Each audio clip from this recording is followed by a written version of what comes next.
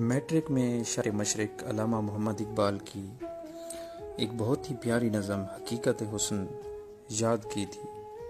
आज उसे रिकॉर्ड करने लगा हूँ, इंशाअल्लाह आपको पसंद आएगी।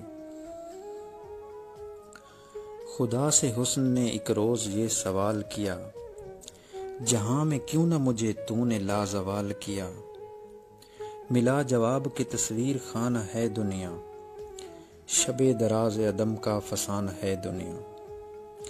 हुई है रंगे तगय्युर से जब नमूद इसकी, वहीं हंसी है हकीकत जवाल है जिसकी।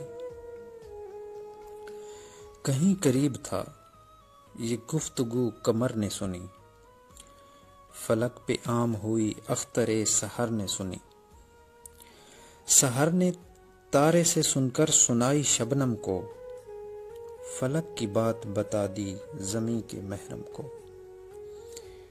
भराए फूल के आंसू पयाम शबनम से, कली का नन्हा सा दिल कू हो गया गम से। चमन से रोता हुआ मौसमे बहार गया, शबाब सैर को आया तसो गवार गया।